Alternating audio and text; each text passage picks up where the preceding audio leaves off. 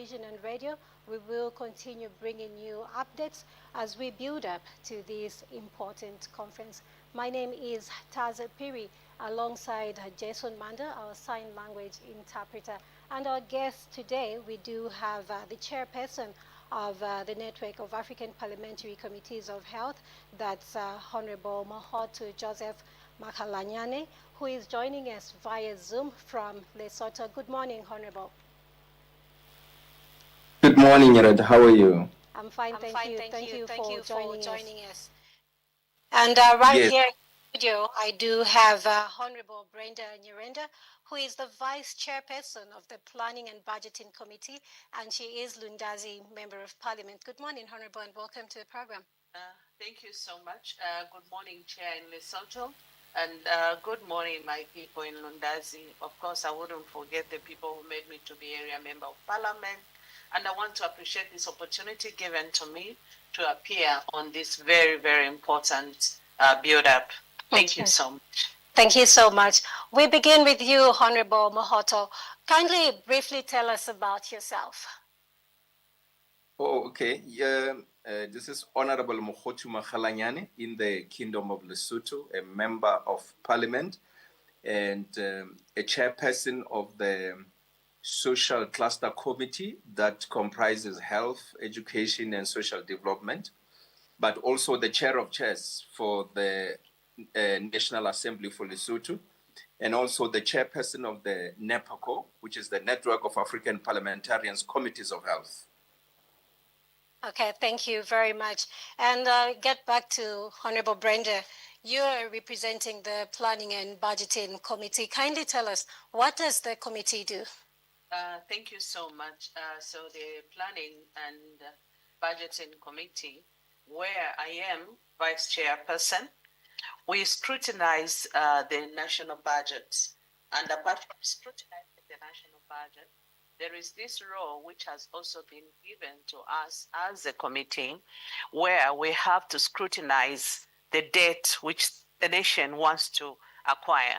In short, we are here as the watchdog, those who are checking to ensure that whatever debt the nation wants to contract, we scrutinize it, we go through it, and be able to agree. If we do not agree, unfortunately, we cannot contract debt. Okay, in the scrutinizing that the committee does, how does this influence national development priorities for the nation? Thank you so much.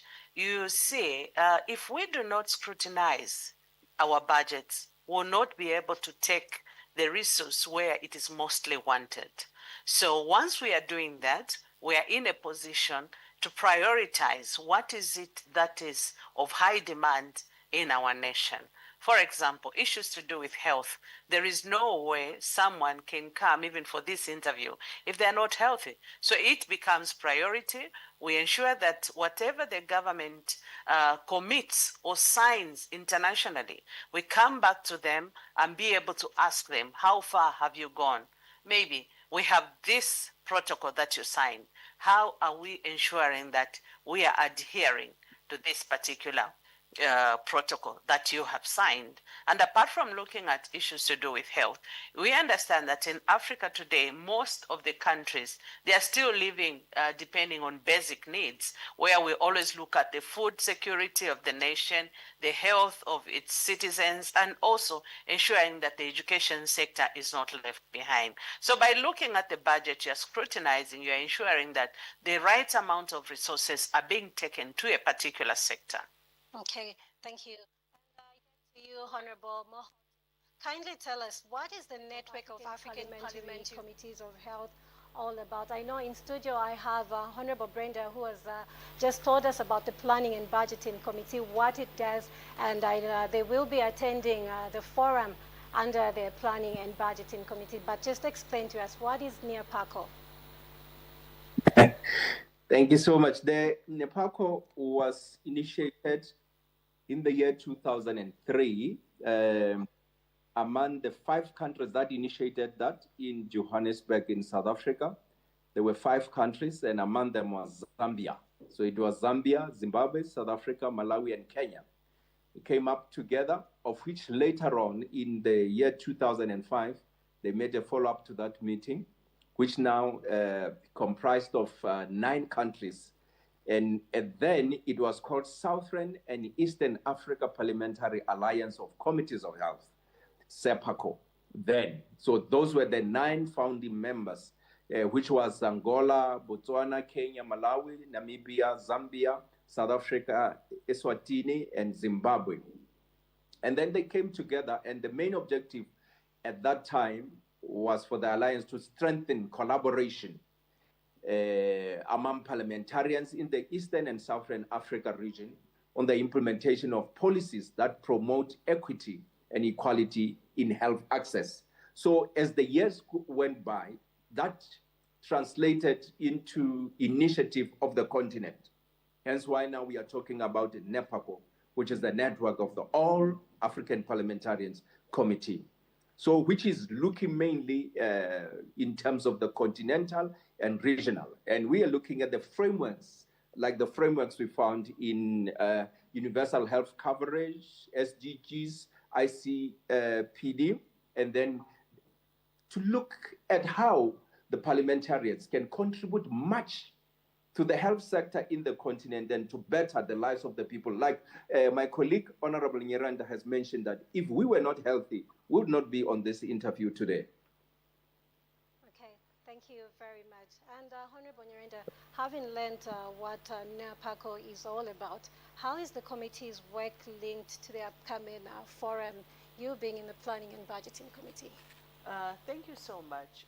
So just learning from what I like about Africa is that they always want to do things together. There's always that wish of working together and sharing best practices. For example, the coming of 17 countries into our nation to come and discuss issues to do with health and also sharing the frameworks which the chair has talked about. There is something that we gain first as a nation. Number one, I would want to state that instead of each committee going to 17 countries to go and benchmark and understand what is it that they are doing in Lesotho, what is it that they are doing in Namibia, what is it that they are doing in Tanzania. You come together and you share that information, and out of it you pick the best practices. For me, coming from the Planning and Budgeting Committee, I would want to state that under the principle of maybe one government, the synergy among the committee is critical. It's important that the committee aims to exchange and learn best practices with which the regional counterparts, or maybe on health, it will help me because I'm coming from, a resource where we do the financing, and they are coming from, a department or a committee which is talking about how diseases are shared among us African countries. You can imagine we had the issue of COVID. We were crippled as a nation. We had issues of Ebola. All these things are happening countrywide. So when you look at some of the issues which affect us, we have issues such as cholera. You can imagine, I was just learning to say in Mpulungu, that is where we had the first incidence of cholera. And up to today, we still have challenges of cholera in our country. And when you sit back, you realize that in Mpulungu, we have this, our inland port, where there are some ships which dock there. So you find that as this country is visiting the other country, we usually have this challenge of sharing even diseases. We don't just share borders. We also share some of the challenges which come with the diseases which affect every human being. So for me, coming from the Planning and Budgeting Committee, I'll look at issues of how can we best assist ourselves as Africa, but also as Zambia, so that my constituency in Nundazi can also be able to benefit. So this synergy, I love it because it is something that will help us not to have so much an argument. For example, if they say we should ring fence and keep maybe 15% for health matters, we are not going to be maybe antagonistic as a committee because we already understand some of the challenges which these health committees are facing. But you'll find because of the competing needs I may be saying, no, let us take to education.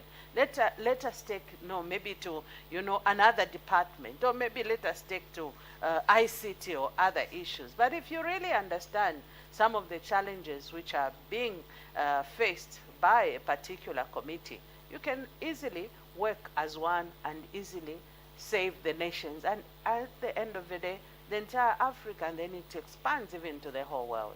So for me, I'm glad that the Planning and Budgeting Committee has also been incorporated, because there is no health without finance. Anyway, that's the reality. As long as anyone is talking about health, the next thing you have to say is, where is the money?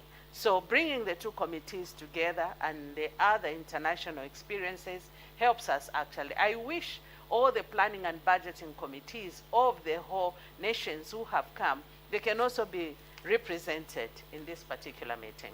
Thank you so much. And are there any specific issues that your committee would like to be highlighted during this forum when it comes to financing? Yes, definitely. When we look at our resource basket, when we look at maybe Africa, let us talk about the Abuja Declaration. The Abuja Declaration indicated that 15% of the national budgets of these particular countries, they should be kept for health matters. Now, we are looking at Zambia. Up to today, we've only been able to do 10% of that. So when we sit, when we listen to what other countries have done, we will also be able to weigh ourselves and see how best can we be able to increase our budget so that we can move from failing to reach the 15%, because that is causing my constituency not to have some facilities open. For example, we have clinics and we have maternal facilities which have been built, but up to today, they cannot operate. So for me, I'm keen to learn what is it that is happening in the other places. Or we may be doing better.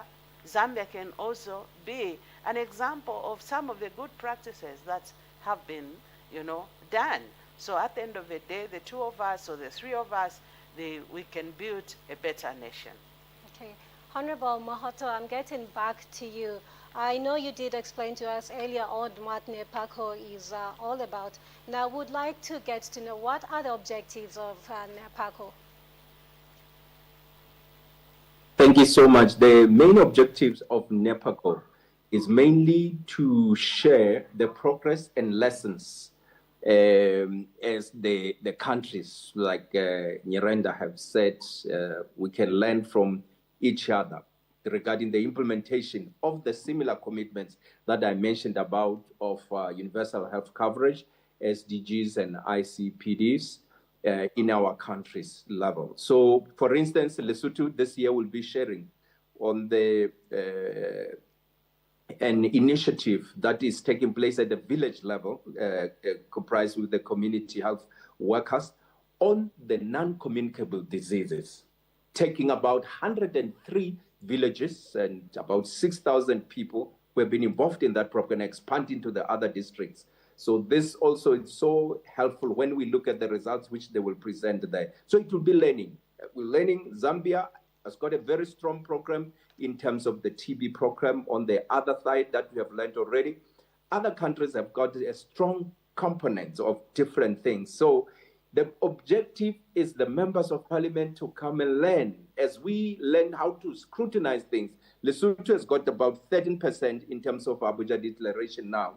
If you look at our status in terms of the HIV funding, looking at the domestic financing, we are putting from the domestic fund 83% of all the HIV treatment. And normally, even the 17% that remains is just a buffer. In terms of TB, we are funding all our TB treatment, except for the second line, or MDR. That's the only one that remains. So we wish to work with one another as to maybe how best can we deal with the issues of health, and eventually come to the level that Nyirenda has mentioned, Honorable Nyirenda has mentioned, of ring-fencing the health budget for the purposes of life, so that in case we said we reduce here and that, we said, which life are we willing to lose? Okay, Thank you very much. And from these objectives, how would you rate the progress? This is the 17th forum. How would you rate the progress that Africa has been coming together under the NEAPACOH forum? Well, I think there's a huge progress. The way we look at the issues of health now, especially with trying to involve the committees in SDGs, the committees of budget and economic and development, different stakeholders, the civil society, the development partners. As you will see in this meeting, there will be development partners from all over the world who are participating, and academics will be in this meeting, and civil society will be in this meeting, experts will be in this meeting, also giving us the research, fresh evidence-based documentation that helps us to shape our countries in a particular direction that changes the things the way they are. So the progress that we have, it has been more like being able to say it can happen. It can be done in my country too. So those things that we have taken, they've made a huge change. The issues of Abuja Declaration now becomes important. The issue of domestic funding becomes very important. We discussed that. The issues of domestic manufacturing of medicines is become a big agenda on our table. So we are challenging our governments, our executive, to look at these things. So it has helped us also to be more brave in terms of the capacity to scrutinize what the executive is bringing to the parliament, but also how we do the oversight of the health, looking at the indicators, health indicators that are crucial to save lives of Africans, but also not to depend so much on the partners or development partners all the time. Okay, thank you very much. I get to you, Honorable Brenda, just from what we're hearing. What key outcomes does your committee expect to achieve by participating in this NEAPACOH forum? Thank you. Let me just re-echo what Chair has just indicated. If you are going to achieve anything in any program, research is cardinal. So if the countries which are coming together, they are going to share fresh research findings, that is the best way we can be able to tackle some of the challenges that the countries are facing. Chair, for that one, I really want to adopt it as my own. So now, when we look at research today in Africa or in Zambia today, we are still grappling with issues to do with, HIV. In Zambia in particular, you find that the young ones today are the ones who are contracting the disease. You find that most of the teenagers, they are contracting HIV and AIDS. This is because Zambia, as a landlocked country, there are a lot of trucks which pass through this nation, and you find that most of the people who are passing through, we were just in northwestern province where there was, we went at a truck stop where, in Mushindamo, there's a place where trucks pass. And surrounding areas in that place, you find that most of the girls, they become teenage pregnant, and not only that, they become HIV positive, and the truckers will just leave that disease and they will go. So for me, coming from the SRHR, of course, that is my other jacket where I'm a champion on issues to do with sexual reproductive health. I really get worried to see if the younger generation is getting infected with HIV, meaning that they are not able to utilize some of the services which are being provided. Or maybe we can know how to align the resources. Now look at what is happening today. Donor funding is dwindling. We have to depend on domestic resource mobilization. So when we look at this domestic resource mobilization, how are we utilizing it? So this is one of the things that we have to ask ourselves as a committee. Are we really getting the funding from our domestic revenues, and are we utilizing them to the best interest of every Zambian, especially the teenagers who are going to remain running this nation? If we are going to leave a sick nation, what will be the productivity levels? We'll not be able to have production. And in the end, our country will remain being called one of the poorest countries in the nation. But if we can be able to tackle on those issues today, you'll find that our tomorrow is going to be better.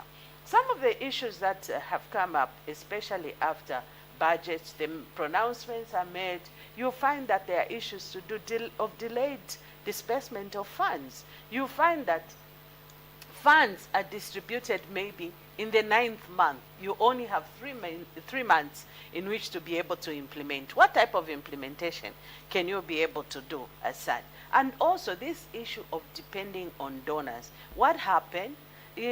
America just withdraws its aid. Then what happens to us? Our budgets can't be funded 100%. Where do we end up? We'll end up with because behind the less funding in the health sector, it means there are deaths. And behind what we call deaths, there are human beings like you and me, and my brother there, the chairperson. So when we are looking at issues to do with health, these are things that we must really attach a great importance. So I expect to learn quite a lot, and in addition, to see how best can we be able to ensure that the funding is given priority, especially for health. For me, given the chance, I would have preferred that we gave the money for health first before we gave the money for food, because then we'll be able to ensure that our economy will do better and everything else will be well. And apart from that, the other role that I forgot, we do scrutinize the development plans. In this case, the 8th development plan is gone. We are now going to start looking at the 9th development plan. In the 9th development plan, what is it that we would want to see? Are we able to maybe not just spray all our resources everywhere? Can we limit it to the major issues that we need to deal with so that we can have our country move to another level? So there'll be a lot of learning, and I'm happy that we have actually been given a chance to even preempt what we expect. I hope, Chair, you'll be able to take it up in case I'm not part of the committee, or I will not be part of the people who will be participating in that particular meeting. Okay, thank you. Honorable Mohoto, I get back to you. How can NEAPACOH support African countries in developing and implementing health policies and laws?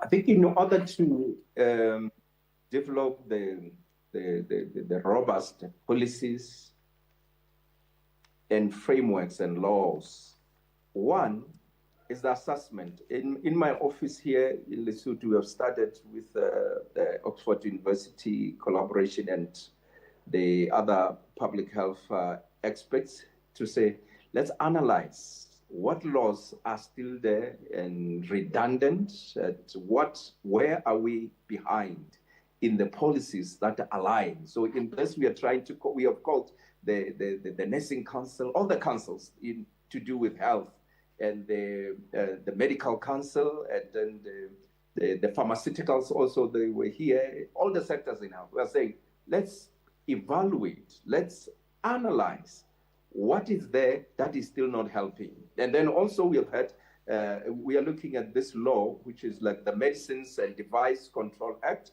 in Lesotho, which has not been incorporating the part of the alternative medicine. Then we say, how can we improve, looking at the Zambia model, South African model, Kenya model, and different countries' model that have used. So with this, we are able to support other countries. As NEAPACOH said, you see, it has happened here. Recently, I was in East Africa, as Nyirenda was talking about the issues of SRH, whereby the East Africa also was looking at involving young people more on the issues of SRH as another means to say, this affects young people more than the older people, but sometimes it's older people who are carrying the whole burden alone and activities. We need to make sure there's a good participation of the people who are young. Looking at our countries, you'll find that, like Lesotho, we've got 48.9% are the young people. And the young people, in terms of unemployment, among those young people, 30% of the young people are unemployed. So in order to encourage, we need to look at these things from different perspectives, from the economic perspective, and looking at the development, looking at the health. As it is said, without this health, these nations will die. And if we allow ourselves to be desperate, then we'll find ourselves that we have not developed our country. We have sold our souls. We have sold our economy. We have sold our development to other partners. Because once you become stranded, remember the people who borrow your money, the loaners, they will make sure that they put conditions which do not develop your country, but they are benefiting them because you're desperate. So we can, our help here, it will be African countries, wake up. Make sure that you start to utilize your own resources, natural resources, processing, make a value chain, supply chains that are beneficial to your own country more than anything else. Okay, and Honorable Nyirenda, I'll phrase it to you in this manner. How can parliaments ensure that health sector allocations are not only increased but are also utilized efficiently? Thank you so much. I think one of the things that has caused sometimes the budget in health to be high is due to corruption. It's a cancer. We need to talk about it. It's also one of the diseases. So when issues of corruption and also financial leakages, delayed supply of medical supplies, sometimes you have supplies which come into the country and they expire in the containers before they are even utilized by the people who are, who are daring, or maybe who really need them. So how can we ensure that every 1 kwacha that is spent, it really means 1 kwacha in return? So those are some of the issues that I'm keen to learn from this NEAPACOH. And apart from that, you can be able to compare, looking at the number of the population.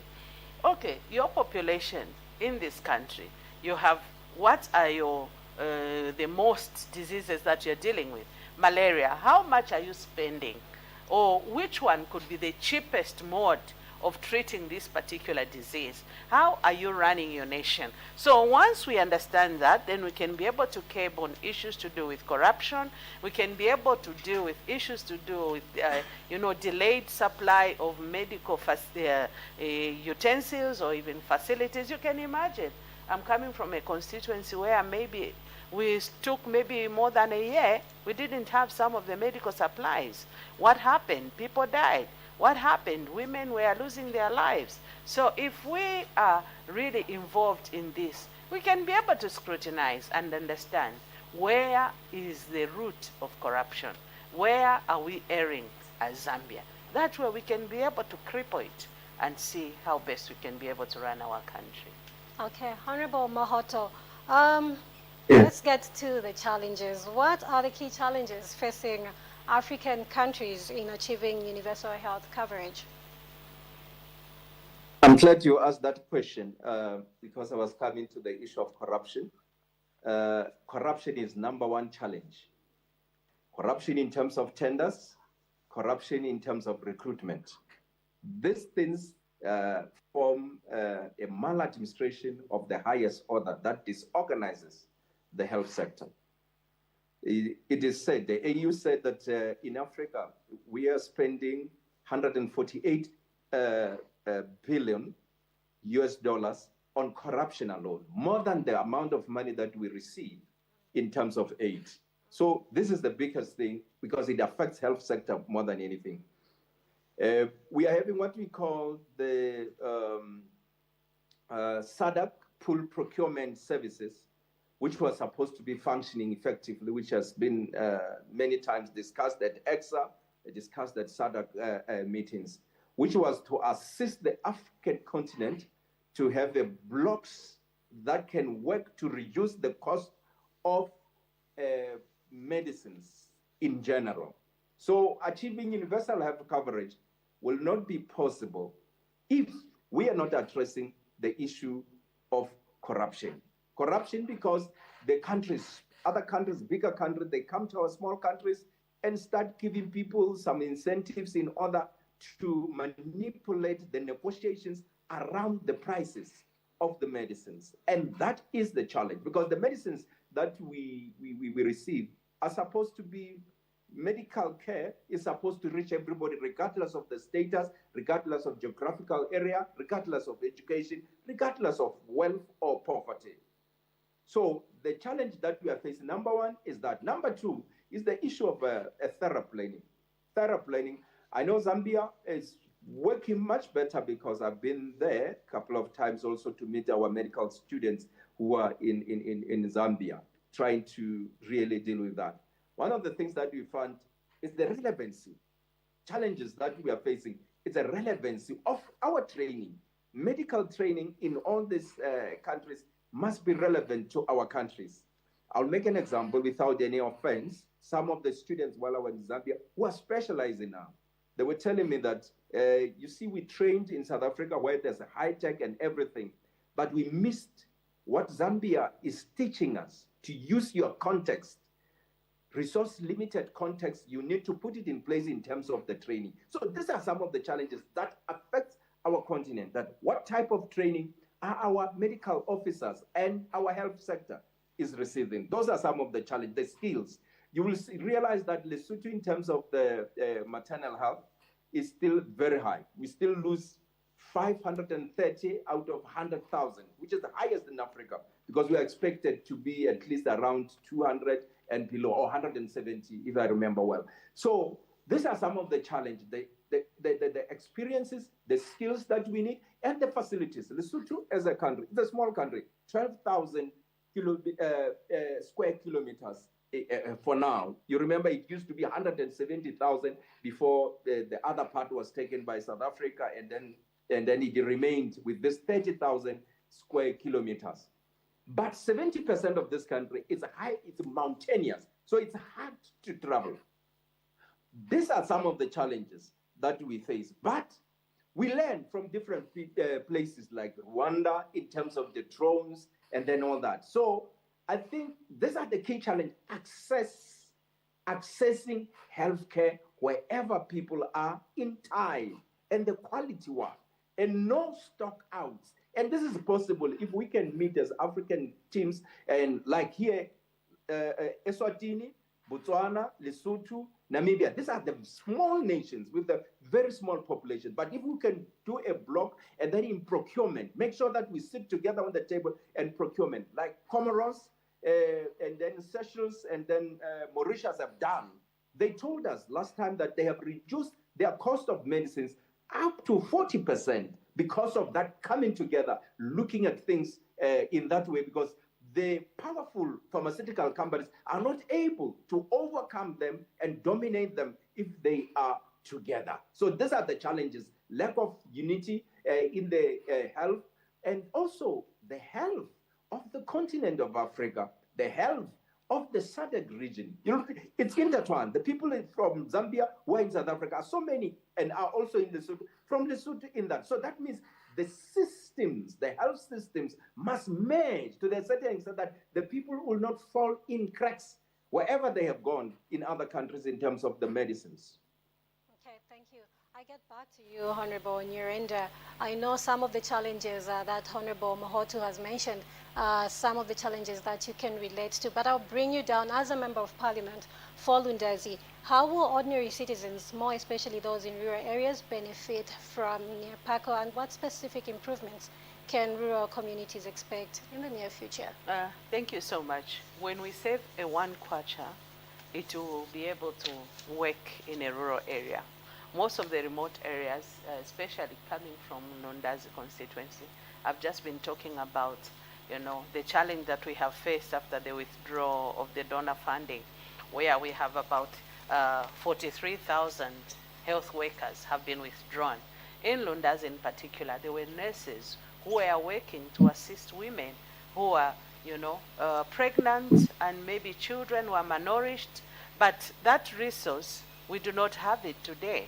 We have clinics which are not operating today because they do not have workers. So when you say what is it that Lundazi will be able to benefit from NEAPACOH, when we do proper scrutinization, if we can be able to unite with other African countries, and do, bulk orders of medication, if we can be able to reduce on corruption and increase on ensuring that every coin that is spent is used to the health of someone in the rural area, we'll be able to achieve universal health coverage. What is important for me as a lawmaker is to ensure that there is that woman who is saved maternally, there is that child who is saved from malnutrition, and there is that girl child who always goes to school because they are healthy, and there is that boy child who is able to complete their education because they are able to get some medicines even within the school. If we do not do that, our own country will go to waste. So I'm so grateful for giving me this opportunity, and really I'm happy that Africa, we can speak with one voice. The independence that we got shouldn't make us fail to unite. So as we were given the independence as various countries, now we have realized that we cannot do it on our own. So we have gone back into uniting. So for me, I find this as a way in which Africa will be able to save some of the resources. A corrupt nation will never develop. An unhealthy nation will never develop. And if you do not take care of the resources that you have and utilize them to the best interests of the people whom you are looking after, it means that you have missed it. So for me, as a person who sits in the Planning and Budgeting Committee, I will ensure that every penny is used for the right purpose. Thank you so much. Okay, thank you. And Honorable Mohoto, finally, we are running out of time. How important is cross-country collaboration in addressing shared health financing challenges across Africa?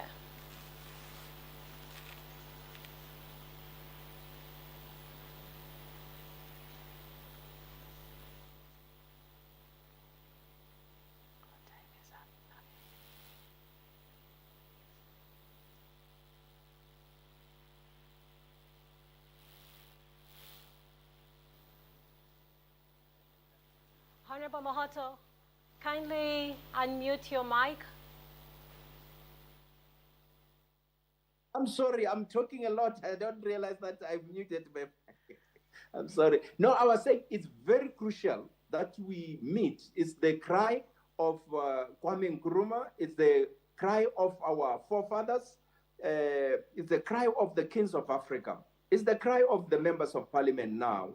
The unity and the cross-country planning and deciding on the policies that can universally unite us and eliminate those who are taking advantage of the continent of Africa and the African countries who are taking advantage of the corrupt leaders in Africa and corrupt officers in Africa.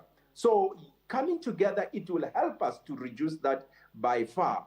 And you have seen recently the Transparency International has released the statistic. You have seen the other African countries, including my country, getting higher on the issues of corruption. So meeting together, it helps us to say, how did this country reduce the issues of corruption on it so that health can benefit more? So coming together, it helps us to improve the skills.